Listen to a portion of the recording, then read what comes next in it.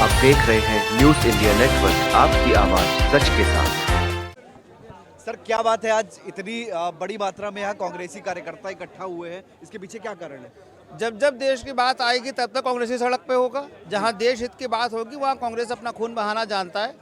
हम उस पार्टी के सदस्य हैं जिसने इस देश को आज़ाद कराया, उस तिरंगे के ध्वजवाहक हैं जिसने इस देश को आज़ाद कराया, उस वंश के परंपरा को लेके आ रहे हैं जिस नेहरू गांधी परिवार ने हमारे देश के लिए कुर्बानियाँ दी हैं। आज क्या बात हो गई कि इतने मात्रा में इससे पहले यहाँ देखने को नहीं मिला इको गार्डन? देश बिक रहा है।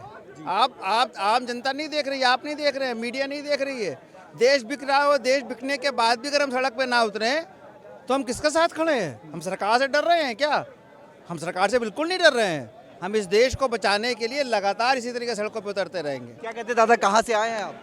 हम गोंडा से आए हैं। गोंडा से आए हैं। हाँ। क्या करने आए हैं आप?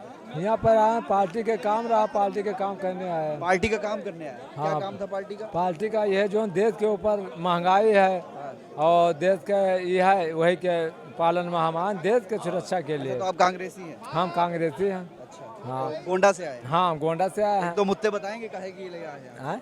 एक दो मुद्दे बताएंगे काहे के लिए अब आए? मुद्दे के लिए कि देश के महंगाई के वजह से ना, यही के वजह से ना हम आए हैं।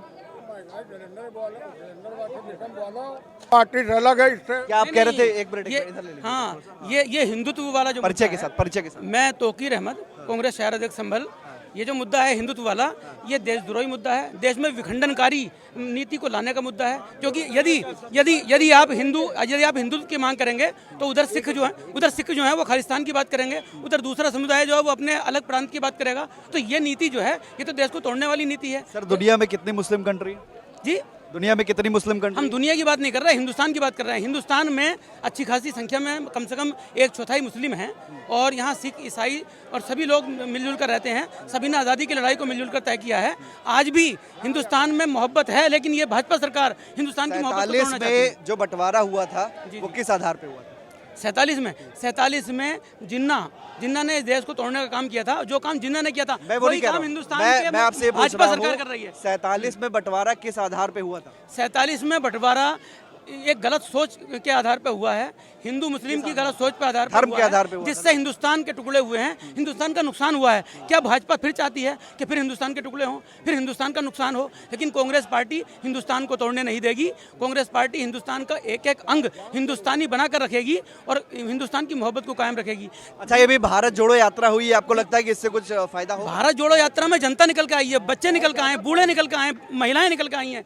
भारत जोड़ो यात्रा को अपार जनसमूह राहुल गांधी को मिला है और भारत जोड़ो यात्रा एक मतलब ये 2024 में आपको देखने को मिल जाएगी। लोगों के दिलों में है, लोगों के दिलों में राहुल गांधी। थे आप भी राहुल के दीवाने जी हैं? जी राहुल गांधी बनेंगे प्रधानमंत्री? जी हाँ, बने कहाँ से आए? हैं। कहाँ से आए? कानपुर। कानपुर से। क्या मुद्दा है आज यहाँ? क्यों भीड़ इकट्ठा हुई? अरे जो ये है चल रहा है, ये लेबर की परेशानी, काम धाम की ये परेशानी कांग्रेस में नहीं था, जो ये सरकार में है। इसके पहले नहीं था। आप कहाँ से आए? मैं अयोध्या से आया हूँ। अयोध्या से आए। क्या करते हैं आप? मैं कांग्रेस पार्टी का ब्लॉक प्रेसिडेंट हूँ। वहाँ एक ब्लॉक है मया, वहाँ का मैं रहने वाला हूँ। तो आपके अयोध्या में तो योगी जी कहते हैं हमने बहुत काम करा दिया है। देखिए, एक कहावत होती है अंग्रेजी में कि grass is always greener outside the fence. जो दूर के ढोल होते हैं वो सुहावन होते हैं।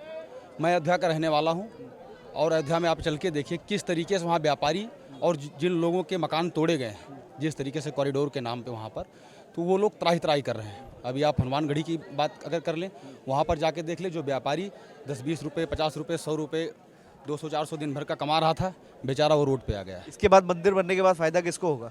देखिए, मंदिर बनने का बाद फ़ायदा, जैसे आप बनारस में देख लीजिए, बड़े बड़े लोग जो अपने होटल्स खोलेंगे, बड़े बड़े जो वहाँ पर साधु संत होंगे, उनको फ़ायदा होगा। साधु संत और बाकी लोगों को फायदा नहीं होगा? बाकी लोगों का क्या फ़ायदा हो रहा है? बाकी लोगों का बताइए आप, क्या फ़ायदा हो रहा है? व्यापार में फायदा होगा, लोग आएंगे जाएंगे, कन्वेंस बढ़ेगा, वहाँ पर जो है लोग सामान खरीदेंगे, बेचेंगे, दुनिया भर की दुकानें लगेंगी, प्रसाद की दुकानें लगेगी, मंदिर, फूल, घंटी सब बिकेगी, और इससे कोई फायदा नहीं होगा? देखिए, वही तो मैं कह रहा हूँ कि जो एक मोनोपोली स्थापित हो रही है, जो छोटे लोग हैं जिनका साहब कोई बड़ा आदमी आके वहाँ फूल की दुकान नहीं लगाएगा ना, फिर आके वहाँ पे घंटी प्रसाद हो ये सब बेचेगा। वो तो छोटा ही आदमी बेचेगा ना, हम ही आप जैसा मध्यम वर्गीय बेचेगा। अभी जब वहाँ से जो छोटे लोग हैं वहाँ पे जो अभी सरवाइव कर रहे हैं, अगर उनको उजाड़ देंगे तो आपको लग रहा है कि आप वहाँ छोटे लोग फिर से सरवाइव कर पाएंगे, खरीद पाएंगे दुकान फिर से आगे? तो लगता है कि अंबानी आकर वहाँ फूल की दुकान लगाएंगे। नहीं, अंबानी नहीं, किसी टाटा के लोगों ने वहाँ पर वो अलॉट कराया तमाम ज़मीनें, तमाम बड़े बड़े होटल्स बनेंगे, तमाम छोटे लोग वहाँ से उजड़ रहे हैं।